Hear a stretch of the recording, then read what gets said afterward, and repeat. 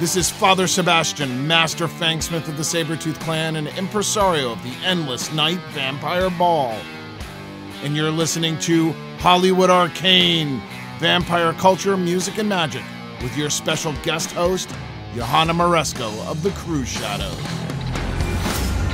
Greetings, friends. Welcome to Hollywood Arcane. As you know, I'm Father Sebastiaan, Master of Fangsmith of the Sabretooth clan and Impresario of the Endless Night Vampire Ball. Today on Hollywood Arcane, we have a very special guest, and we'll introduce him in a little bit. But I'd like to welcome my co-host, JoHanna Moresco of the Crew Shadows. Hello, Sebastian. Hi, everyone. Hello, JoHanna. And I want to make sure that everybody knows how to pronounce your name because a lot of people get confused, and it's JoHanna. Good job. You nailed it. I know it took me a little while to practice when we first started hanging out, but it's very low on my list of problems. I'm not too worried about it, but I appreciate the effort. Absolutely. The first time I actually saw you was on stage at the House of Blues, fiddling your violin for the Crew Shadows, and I was like, "Oh my God, she's such an amazing person." And we became good friends after you joined the Endless Night cast. We did. We hit it off right away. I think at that event, actually. Yeah. I mean, it's a big blur to me because all I can remember is you dancing around to all your favorite goth music every event we go to. And we've been to Germany together. We've been to France together. We've been to New Orleans together. We've been to LA together. And Jacksonville, Dallas, Salem, probably somewhere we're forgetting. Yeah. I feel like we're in a band on tour. In a way, it's more like a circus, like a vampire circus, but I like it. Yeah. Well, I'm looking forward to Salem September 9th because they're Ben and Lex are using the theme Cirque de Vampire. I know. Oh, I wonder what they're going to do for that. Well, I'm sure they're going to have some wonderful surprises because they do a great job at their making Endless Night Salem rock. It's a really unique event. Every Endless Night is a different event, and it's true. I feel like the city it's in really adds to the spirit of it, don't you? I do, and I also think what's important to be aware of is that we respect the local culture, and we incorporate the local culture into our creation and design of an event. Like Hollywood has the celebrity guest. We had Guillermo from What We Do in the Shadows and Kristen Bauer, aka Pam from True Blood for the last one. Yeah. And she did great. She was awesome. She did. She was absolutely wonderful. And a very good professional. She was very professional. But you know what was really cool? I was up in the opera box and I'm like, Pam. She's like, yes, Sebastian. I'm like, I'm in character with Pam on True Blood. Oh my God. It was like, and I'm like, in character, the audience would love it. And she was like, should I? And I go, just go up there and go, you know who I am.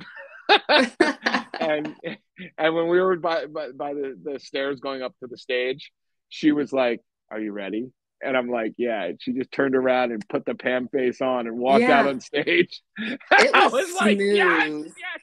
No, she had such a command of the audience. I watched her walk up, and all she did was walk up, and she sat on the throne.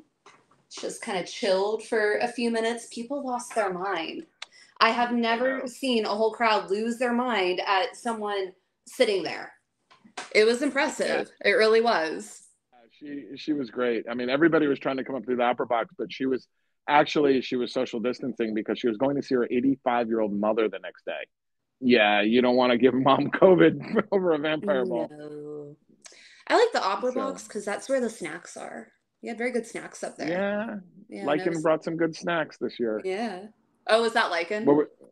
Lycan actually, as our operations director, just so everybody knows, Lycan is our operations director for the LA Vampire Ball and the New Orleans Vampire Ball. And he works with Labyrinth of Jareth, which is a really good fantasy event at the Biltmore Hotel. And it's just nuts what he goes through. And he's like, Endless Night is a much more compact event. And the thing is the reason why we make it compact is so it's mobile, so we can do it in different cities. I'm really loving that. We have a special guest today. Oh, we do. Would you like me to announce him? I think that might be a great idea because I haven't seen this guy in like 12, 15 years, but he wrote the foreword for the Sanguinamicon by Wiser Books. And his name is Konstantinos.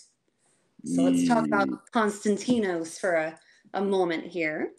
Konstantinos from New York has been a paranormal researcher for over 30 years, and he is the author of 6 books published by Llewellyn. A recognized expert, he has consulted for and been a guest on various shows and documentaries on MTV, the Sci-Fi Channel, NBC, History Channel, Discovery Channel, and more. A former physics major, Konstantinos has been working on explaining the paranormal using modern scientific discoveries, especially in the realm of quantum mechanics. Some of his research has inspired TV, film, and novels, fleshing out scenes in the film Black Roses and the novel Dead Souls. He has also appeared in the best-selling video game Grand Theft Auto: Vice City. He was the lead vocalist of the now-defunct band Bell, Book, and Candle, which appeared on 3 Cleopatra Records compilations: Gothbox, 100 Tears, Tribute to The Cure, and Vampire Themes. It is unclear now how soon he'll be able to devote time to a musical solo project. And yes, for the record, Konstantinos is his real name. And there he is. Hello. Hello. Hey, thanks for that great intro. Happy I feel redundant now. No. It's good to see you, buddy. How you been? Yeah, good to see you too. It's been forever. I'm so glad we get a chance to chat in this forum. Yeah, this new technology didn't exist when we last saw each other. Yeah, I know. I think so. We did an Endless Night event, and then we hung out at the Old Town Bar here in New York City, right? Yeah, that was my younger party days. Now I'm an old vampire and sitting in my comfy chair in Hollywood. Yeah, it does look comfy. It does look comfy. It was found by Richard Leal he is an incredible. Richard Leal Lillard is a professor at Magick University, University Magicus, or magicu.org, me and Patty's magic school, and Patty and I's magic school, excuse my English.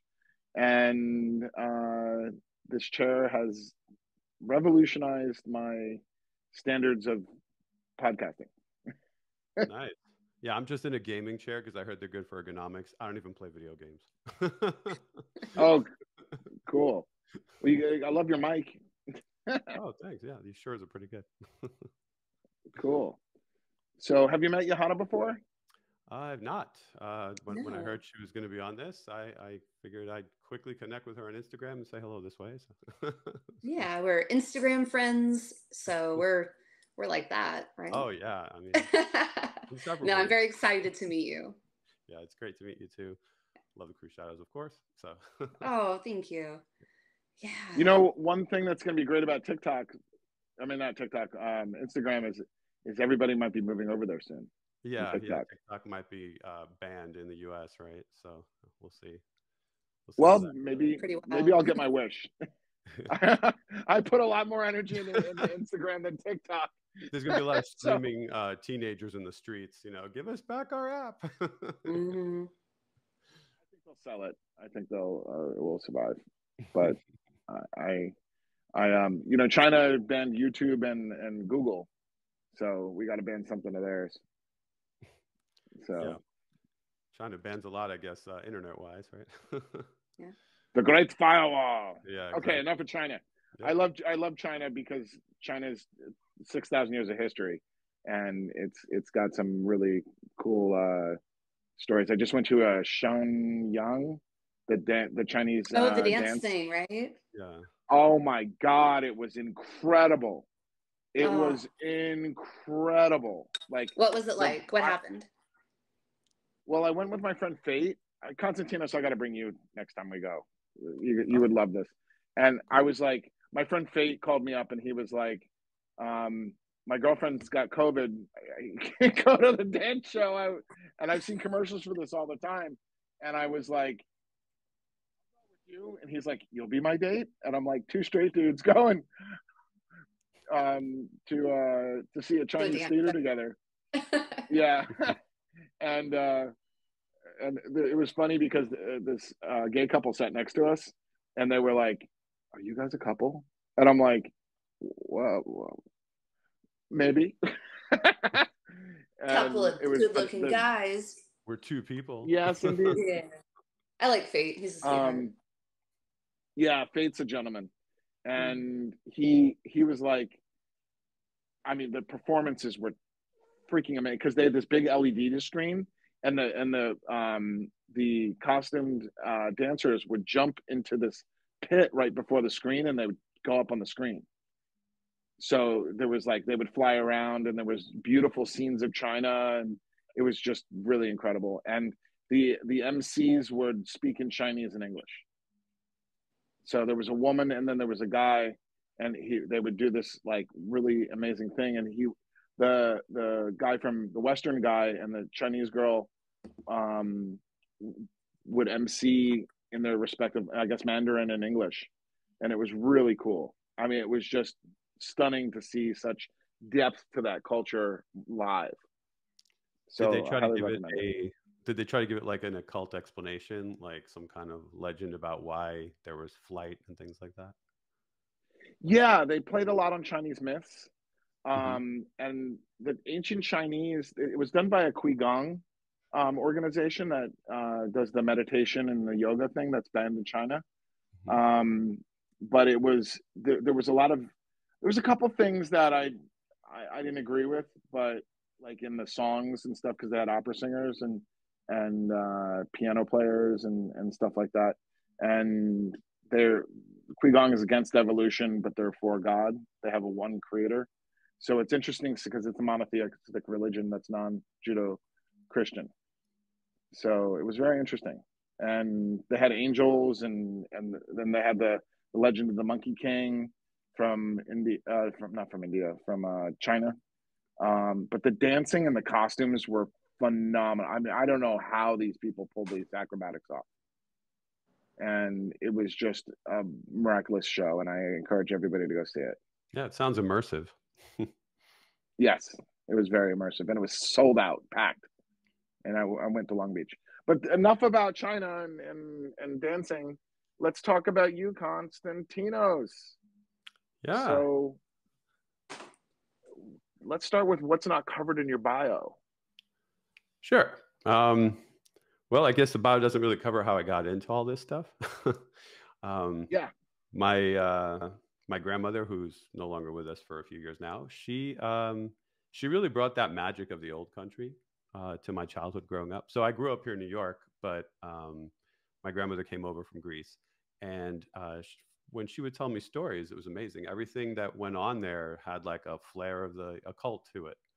If someone knocked on your door asking for bread, it could be like anything from the Virgin Mary asking for help, like a dead person who wants your help. And there's that feeling that like if you don't help the person at your door, they might curse you or something like that, which I guess kind of borders on Disney's Beauty and the Beast. But almost all her stories had that kind of flair to them. And she was really good at reading the Greek coffee grinds. So kind of like reading a teacup, except, you just kind of turn it over with the coffee. And people would come to her, they would come over and just like ask her for fortunes, and she would sit there and read them. So from very little, I was exposed to all those like versions of like mystical legends from Greece mostly, but it got me thinking about other things too. And then coincidentally, in parallel with that, I would sneak downstairs. I had this habit of sneaking downstairs in the middle of the night and watching horror movies that were on. So I went, the first one I actually saw was 1931, the Todd Browning film, Dracula with Bela Lugosi. And that was pretty powerful stuff. I don't know, we were less jaded back then. So something like that had impact, a black and white movie with so much implied action. But there's something very magical about like just the whole performance and the accent and everything. And it just felt somehow genuine, I guess, to a kid. And then I just kind of was always drawn to vampires too, in parallel to like the mystical side of. Sounds like that all happened very organically for you, huh? You're drawn to vampires, and here you are. Yeah, actually, it was organic. It led me eventually to write Vampires: The Occult Truth. Yeah. That wasn't my first book, but it was one I wanted to write pretty much right away. So my first book was Summoning Spirits, and it was about the occult practices I was up to at the time, working with evocation, basically being able to communicate with things that you call forth or call out of you, maybe, depending. But I knew I wanted to write vampires because there was just a lot of lore from around the world that all seemed to develop in parallel at similar times. And if you go back far enough and people are generating the same ideas around the world without any means of communication, kind of gets you thinking, like why does Mesopotamia have vampires and Indus River Valley has vampires and like why are they appearing all over the place when they couldn't exactly, text each other and say, hey, there's this vampire. So there was something going on, some belief. And I just wanted to kind of gather all the sources that I'd come across and the things I experienced on my own and pull them into one book. Because back then, most of the nonfiction books on vampires really were very, they weren't really very reader friendly. They were archaic. They were written from like, a couple hundred years before or 100 years before. And just the vibe was nothing that would appeal to the crowd. So I wanted something more accessible. And I put together that book to cover what I felt were all the types of vampires that were recounted throughout the years and leading into the modern time, and make it something that people could see if they connect with, and then also even practice a couple of little techniques too, because I end up talking about psychic vampires in the book. So there are rituals for for people who feel like they're being drained to kind of like cut ties. So it was kind of a strange hybrid book of like practical and and like historical folklore, and it did really well for many years. It was my I guess #1 seller.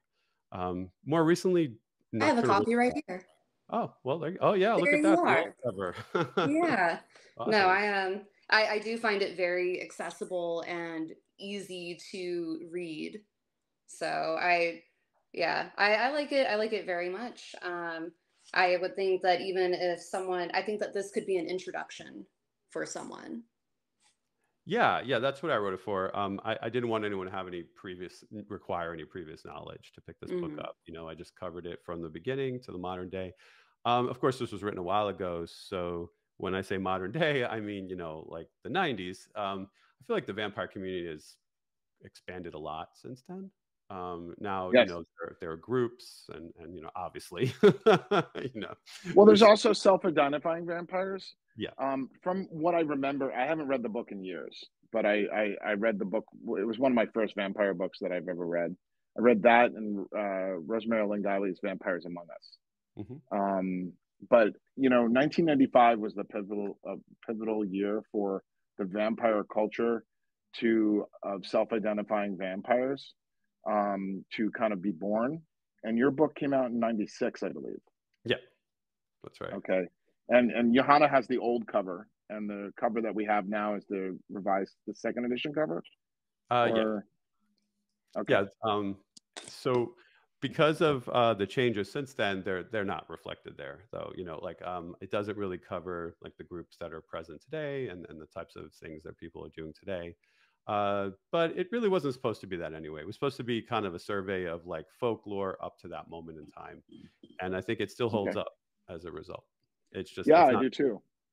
Yeah, it's not supposed to like fill the the space that something like the books you have cover like for how to practice in that space. Yeah. Well, we still talk about emotional psychic vampires, and we have a black veil for that, and the unintentional things. So we'd like to read the black veil for you out of Black Veil's 888 edition, which just came out about 2-3 years ago. It's a pandemic book. It was a pandemic project when I was. It's a pandemic baby. Oh no, it kind of was, wasn't it? Yeah. All right, let's talk about emotional vampires, also known as Aserai. In esoteric and occult parlance, traditional psychic vampires are individuals who create negative emotional states in order to psychically drain others of their emotional energy. Within the Black Veils, we call these emotional vampires Asurai. Two great sources of information about these emotional parasites are Psychic Self-Defense by Dion Fortune and the Satanic Bible by Anton LaVey, especially in the chapter Not All Vampires Drink Blood. Emotional vampires can be found in every walk of life and certainly are not exclusive to the vampire community. They are very drawn to positive people in the VC and can be easily identified by a variety of signs that include constant complaining, a negative attitude, being emotional leeches, creating drama, and making others feel responsible to them. In old parlance, psychic vampires referred to emotional vampires. However, these two terms have become divergent, psychic meaning energy and emotional meaning emotions. Most often, there's nothing metaphysical about this kind of vampire, and their manipulations are purely emotional and psychological. It is often impossible to reason with emotional vampires as they keep going in circles and usually never admit that they are wrong. A perfect example of an emotional vampire is an individual who says negative things about everyone around them, raising drama and focusing all the attention on themselves, and becoming hostile if others do not respond. Even entire groups, organizations, and situations can have the same effects as an emotional vampire. Temporary states of emotional psychic vampirism are called sympathetic vampirism. Sympathetic vampirism is similar to traditional psychic vampirism, but it's only temporary. Anyone can end up as a temporary sympathetic vampire due to trauma, physical or mental illness, extraordinary misfortune, or being a victim of an emotional vampire. Emotional vampirism can be healed over time or balanced out through therapy, relaxation, meditation, willpower, and positive energy work. The only way to protect against emotional psychic vampires is to identify and avoid them. If this is possible, reduce contact with them, especially in the workplace or in your immediate family or social circle. Black Veil vampirism promotes majestic and empowered beings.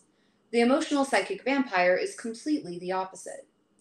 In recent years, there has been a growing movement of ethical psychic vampires, or individuals who are aware of what they are and seek a solution through energetic training, metaphysical techniques, and ethical energy feeding.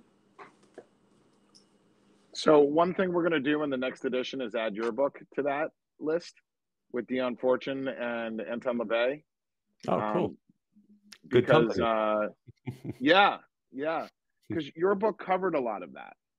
Yeah, it definitely did. So, and something about the way passages were phrased there, it almost felt like modern dating advice too, right? Like I don't like things to watch out for. So there's some red flag kind of things like put there. Yeah, can you give us a perspective of where you got the concepts for your psychic vampires? What were your sources, and how did you present it in your book? Yeah, so in the book, I talk about intentional, unintentional to keep it kind of simple. And with the unintentional, one of the first things I mentioned was an experience I had where I saw an older woman who was having basically dealing with cancer in later stages. And she was at a party, and I could see people just felt super uncomfortable, and they were like kind of moving away from her.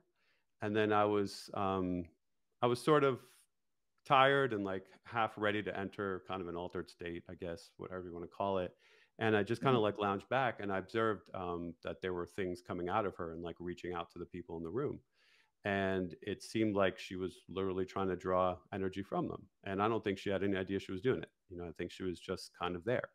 And it got me thinking that, maybe when there is something like an intense illness, that person might not even know that they're doing this. Their body's just trying to create some kind of like homeostasis, return to balance, have the right amount of energy level and get it from where they can.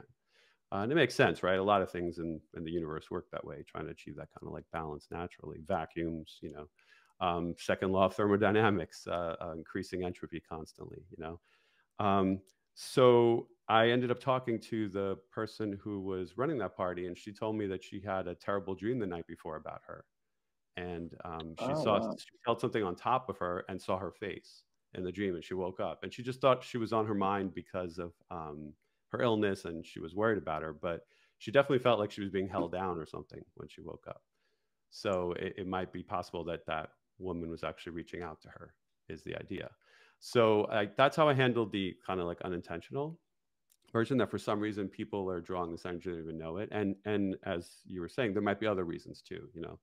And there might be different types of people who just need more energy, right? I know there are like all sorts of disorders where people, if you just want to take it to pure psychological level, they literally do need energy from other people. They do need, you know, supply, whatever you want to call it. So there could be something like that that connects on this level. You know, it might be a fine line between physical and mystical at any given moment, especially because we don't really understand what it is, right? A lot of the mystical might just be really natural stuff that we're just kind of not clear how to label yet, or how it works. And then with the intentional side, I was talking more about like occult orders that were trying to draw energy from people for purposes, either to control them or to just actually move along with that paradigm of becoming a powerful being that draws from others. You know, there was the Temple of Vampire was coming up and coming at the time. So I had all their teachings to look at, and then they're still other, around. Yeah, they are. Yeah, and they are, in my opinion. Okay, I'm not a member of the TOV, but I've been heavily influenced by their work. They identify as living vampires, not psychic vampires. But they've since then refined their feeding process or gathering process to radiated excess energy, and they've evolved a lot. But they set the tone for energy consumption, or, you know, some people call them psychic vampires, but they identify as living vampires, and their vampire spirits that they plan on evolving into are the undead. So yeah, the original rituals would talk about gathering from people all day, and then you would do this ritual where you basically offer it up to one of these undead beings. Yes. That's how it was. So it was an interesting idea, again, trying to reach that kind of balance. Yeah, the Order of Strigavai is the Sanguinomicon, the book you wrote the forward for, and which is now being reprinted as Strigavai, the Strigavai Codex, Path of the Living Vampire, because I had two books that I put together. That should be out under Bast Books this fall. And yeah, I saw that logo. It looks pretty cool. Oh, thank you. Yeah, it's inspired by the Llewellyn. I go into Barnes and Nobles and I'm looking at the little logos of the publishers, and it's like Wiser, Wiser, Wiser, and Wiser. I bought the rights back from Wiser recently for Vampire Magic and Sanguinomicon, and I revised it and put it together in a hardcover book, and we sold 666 copies over the pandemic. And your text is in there, because it's the same book, it's just cleaned up a little bit. But the great thing is that in the back of the book we list your book in the suggested reading, and we are heavily influenced by the Temple of the Vampire, the Order of the Vampire, and Chaos Magic. So we put them all in a shaker and put it up. So what I suggest people do is they read Black Veils first, then your book, then Sanguinomicon. That's a fair order, and yeah. I'm happy to have that forward in your book, and it can stay there forever, as far as I'm concerned. You know, if you print it on diamond wafers one day, you have my permission to put it there too. Whatever comes out. Cool. So, do you consider that experience you had with that lady a paranormal experience? The person at the party? I think so. I mean, it was something perceived. It was strange, and then after I did a little digging, it all started to make sense. There was a logic to it. And when it comes to paranormal experiences, it's funny. The ones that you have when you're doing something like ritual magic don't feel paranormal, if that makes sense. Yeah. So if you're doing a ritual and you're controlling the ritual and everything's really, the way you want it to be, even if you're doing something like evoking a spirit to visible appearance in a mirror or something and communicating with it, doesn't feel that paranormal. It feels like you're connecting to some kind of natural thing, maybe even aspect of your own identity, or, you know, a little piece of your own intelligence. It's kind of hard to describe until you experience it. But when something happens outside of that context, or you mess up, that's when it feels paranormal. So to give you an example, so when I was a teenager, I was obsessed with Simon's Necronomicon. And okay. for those who don't know, H.P. Lovecraft made a fictional book, the Necronomicon, and his stories. And over the years, people tried to recreate it. And in my opinion, the most interesting one was the one created by this guy, Simon, who, I mean, most people believe is Peter Lavenda. In fact, it's even his name on the copyright form for for Dead Names, the sequel. But anyway, he says he's not Simon. So that book was interesting because it combined real Sumerian magic plus the Lovecraftian stuff. And it sold a lot of copies. Maybe not Satanic Bible copies, or maybe Satanic Bible. It sold a lot of copies. It was an Avon paperback. I mean, everyone had a copy. And whenever a lot of people are interested in something like that, they start to kind of give it a life of its own. It becomes its own egregore, its own like manufactured spirit, or manufactured like current, you know? And I could just feel that. I didn't really believe it was real. I knew too much about Lovecraft to know that he made it up. I knew he made that book up. So this had to be a fabrication. But because it used real Sumerian magic and some other things, it just felt very potent. So I tried a ritual to summon the Watcher from that book, and I didn't know what I was doing. I was young. I just didn't know what I was doing. My parents were out of town. I had the place to myself. And I set up a circle. I recreated everything as best as I could. I had a sword. And then when it gets to the penultimate moment before he's supposed to appear, I stabbed the sword into the ground. I had the burning bowl. And unfortunately, the burning bowl created quite a lot of smoke. And I didn't know that my parents I knew we had an alarm, but I didn't know it was connected to a silent fire alarm. So the phone started ringing, and I was like, wait a minute. If I don't go answer and give the code, there's going to be like emergency people coming to this place. So I had to just leave the magic circle, run, answer the phone, give the code. Yeah, everything's fine. I was cooking, whatever. And then when I went back, the sliding door was open, going out to the side yard, and the smoke was like kind of rushing out. And I was like, what? Like, I didn't do that. No one was home. So that's a paranormal experience. Like, everything was not in my control. It was just completely chaotic. I've never been able to explain that.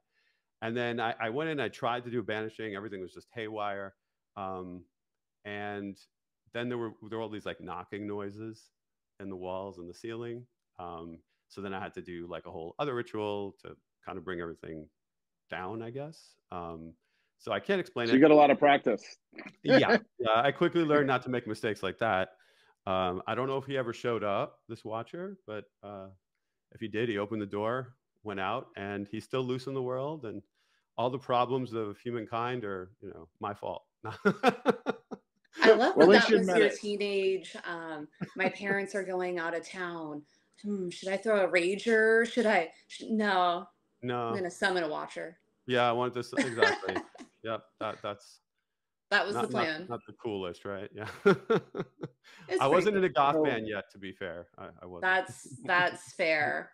Oh man. Can we talk about that? Yeah, absolutely. Yeah. What years? How long was that band active? Oh yeah, so that was like the mid 90s. And it went on kind of closer to the end of the decade. We got together here in New York, and we were taking off pretty quickly, I felt.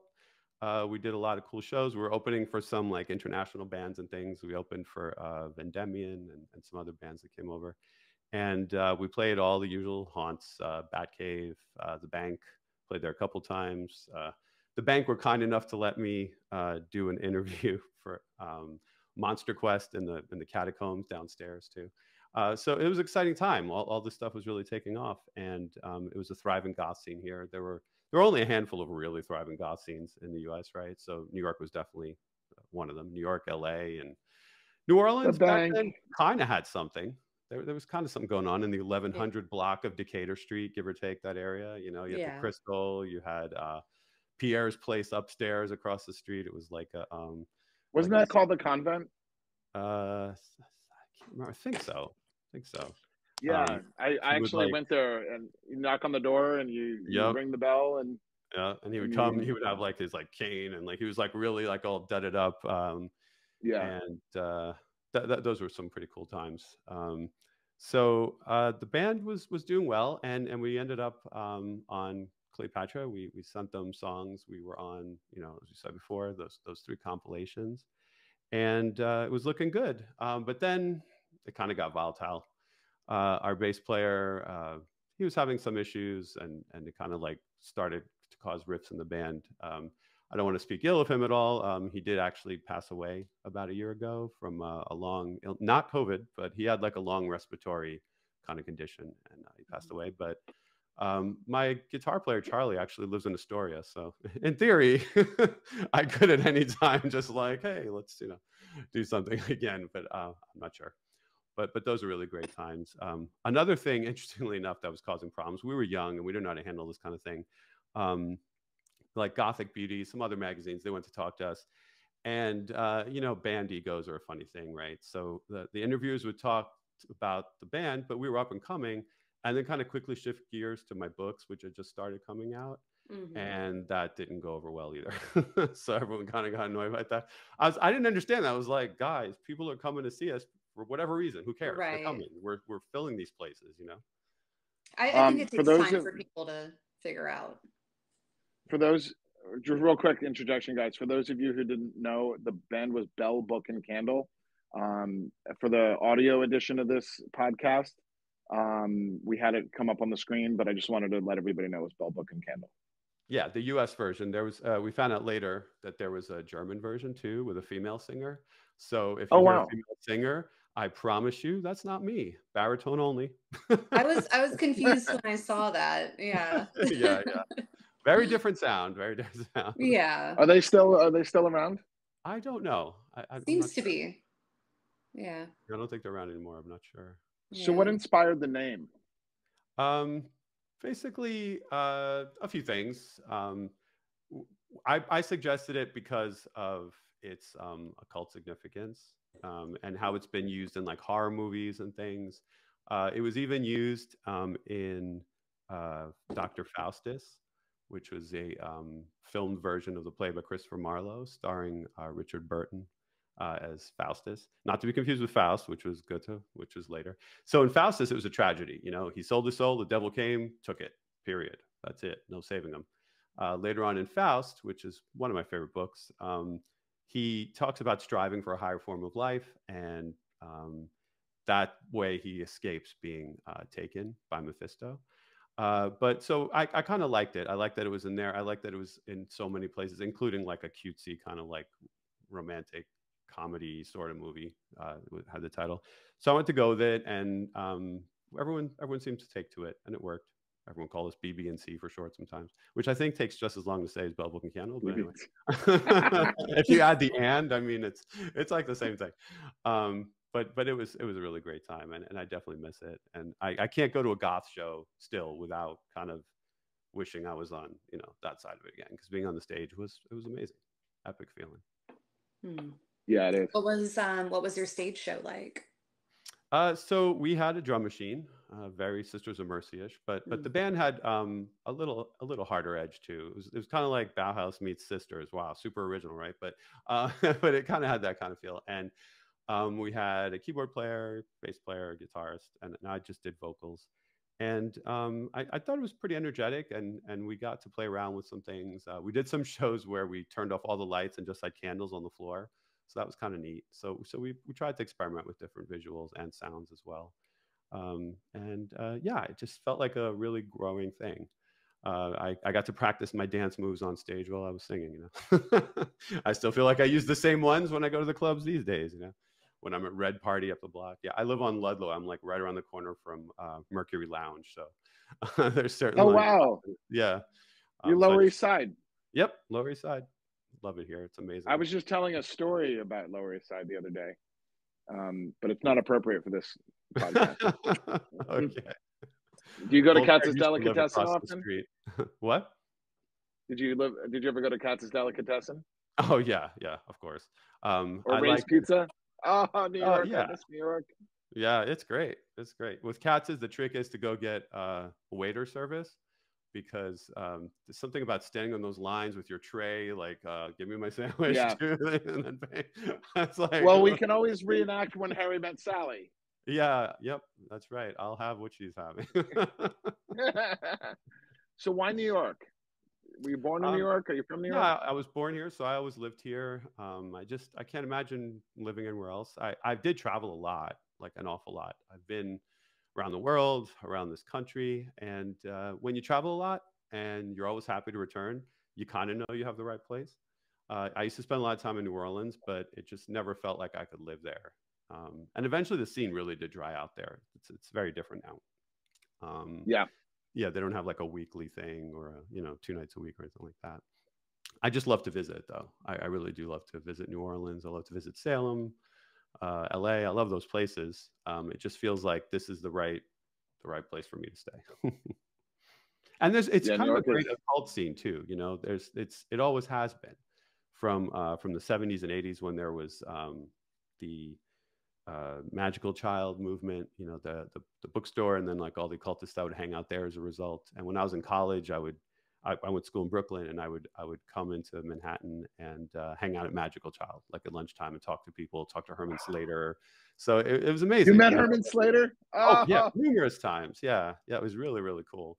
And then when I ended up with Llewellyn, sorry. Oh, sorry. No, go on. I was just reminiscing. Oh yeah. And then when I wrote books for Llewellyn, then I got to meet all those authors too. So it's been a really fun journey with just meeting everyone you ever kind of like read and looked up to, and but it was good times. And one thing that reminded me of Magical Child was Ray from Ghostbusters.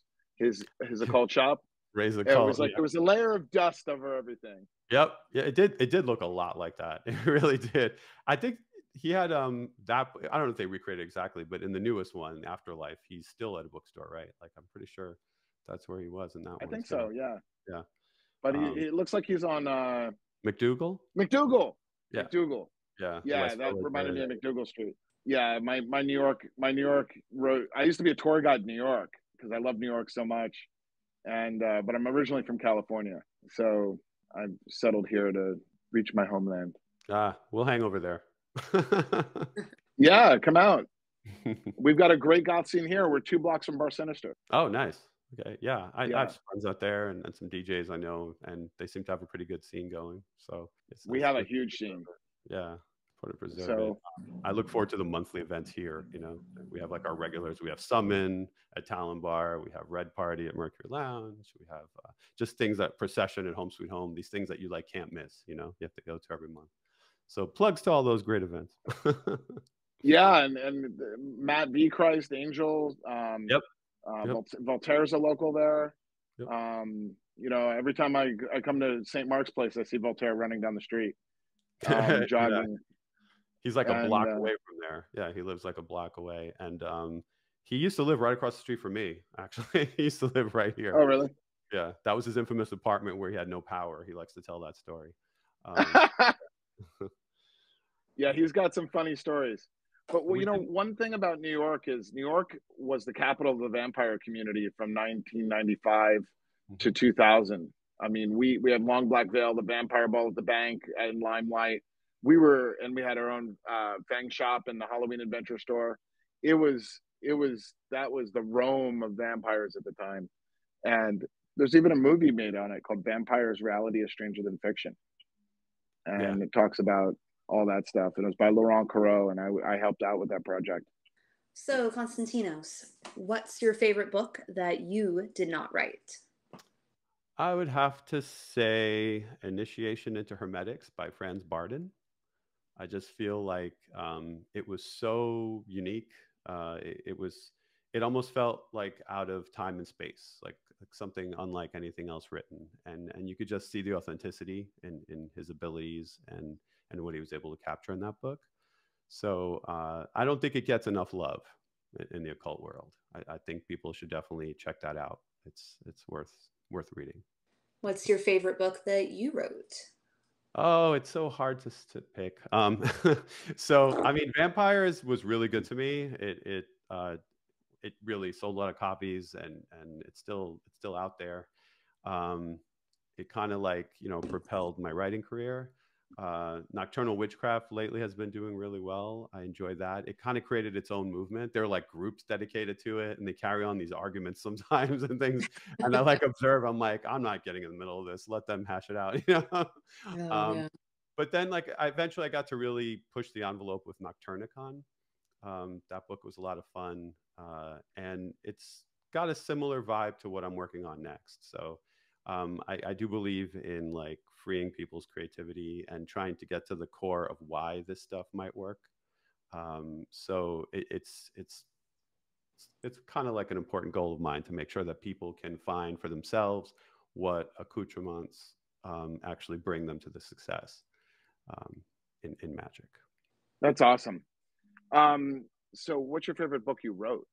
Yeah. So yeah, I'd say so. It's hard to pick, like I said, but I mean, Nocturnicon kind of set the stage for things coming in the future. So maybe that one for now.